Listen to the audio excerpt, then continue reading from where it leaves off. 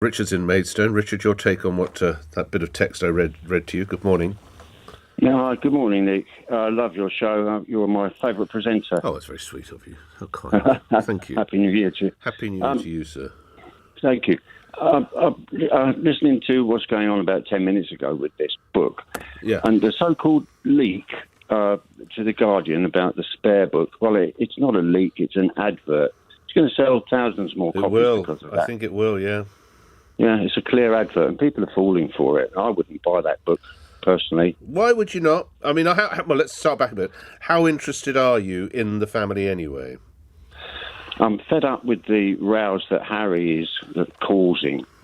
I think they should settle it family quietly between themselves. I don't understand why Harry should publicise everything, just clearly earning more money out of it.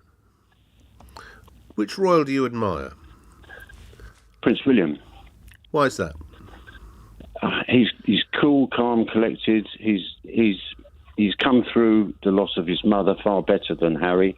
I do feel sorry for them both. I watched them both at the funeral, and the loss of their granddad, Prince Philip, and they've had some sad times. They have. But They have indeed. I feel more sorry for Harry because he's clearly coerced. He's coerced by Meghan, and from the start. Well, he's old enough to look after himself, isn't he?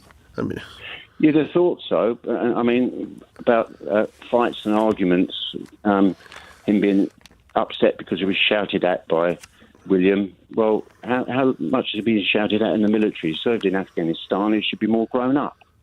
yeah, I mean, you're right. And I think a lot of ex-service persons, that doesn't mean, of course, necessarily that you would not be enormously emotionally distressed by being yelled at from someone you spent your whole life growing up alongside and went through the worst of challenges or torment when you lose your mum. But I hear what you say, that it is a strange reaction. Richard, thank you, and thank you for your kind words about the show. Welcome back to Harry and Meghan TV. Today, we dived into a heated debate sparked by a bold claim from an LBC caller during Nick Ferrari's show.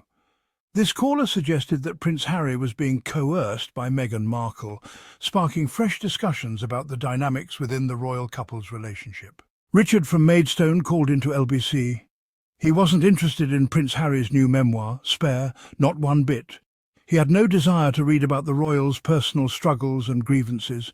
He'd heard enough about Harry and Meghan's woes.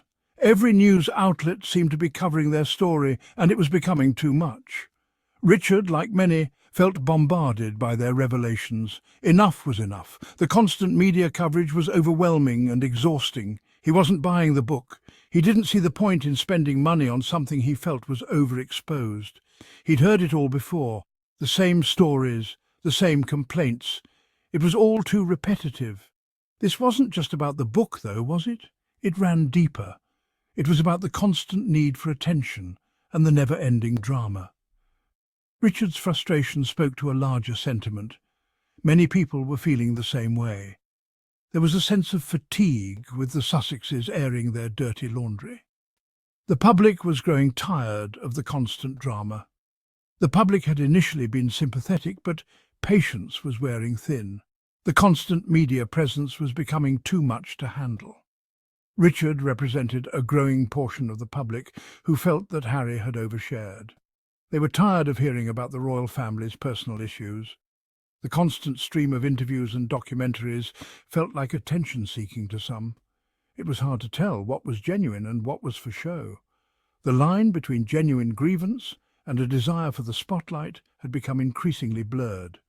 People were questioning the motives behind the constant media appearances. "Why doesn't he just sort it out with his family?" Richard questioned, his voice tinged with frustration and disbelief.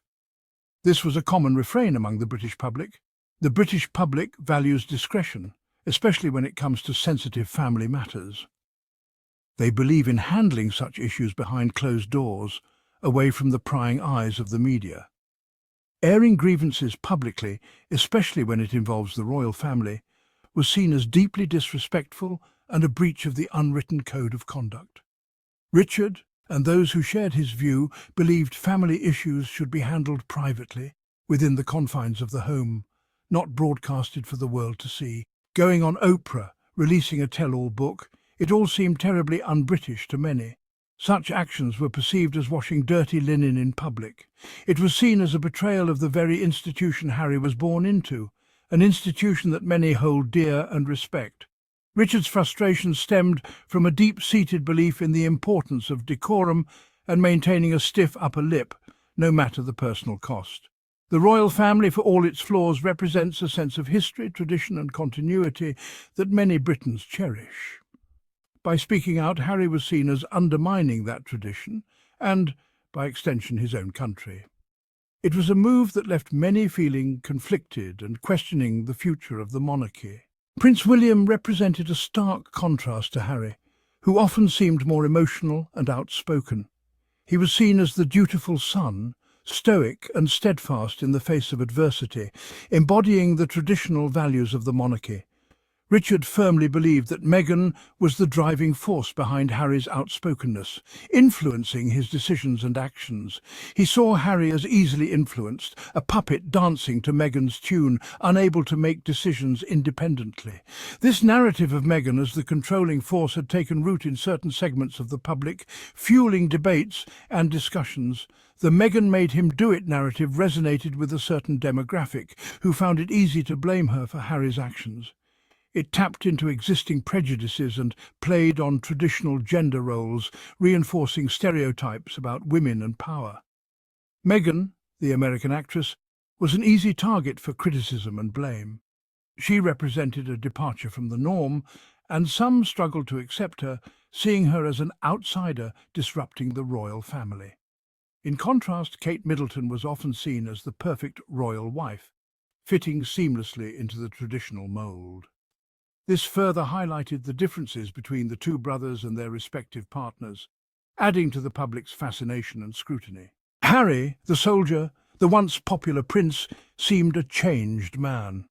Richard, like many, questioned his emotional resilience.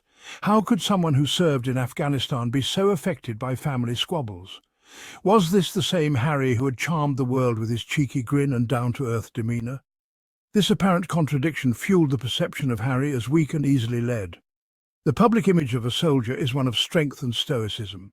Harry's emotional vulnerability, his willingness to discuss his mental health, challenged this image. Nick Ferrari, ever the voice of reason, interjected.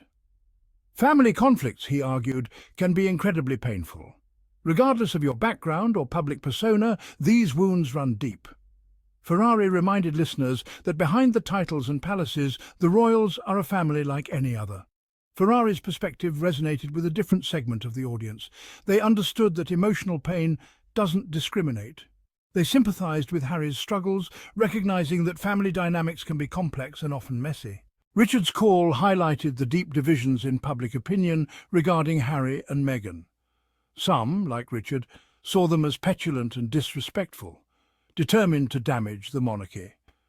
Others empathized with their struggles, viewing them as victims of an archaic and unfeeling institution. This divide is unlikely to be bridged any time soon. Harry and Meghan have become lightning rods for a range of social and cultural anxieties. Their actions are scrutinized and debated, their motives questioned. One thing is certain, the debate surrounding them will continue to rage. What do you think about Richard's claims? Is this yet another example of the media fueling division, or does it offer insight into the public's perception of Harry and Meghan? Don't forget to like, share and subscribe for more updates and discussions. Also, share your thoughts in the comments below. Thanks for tuning in to Harry and Meghan TV.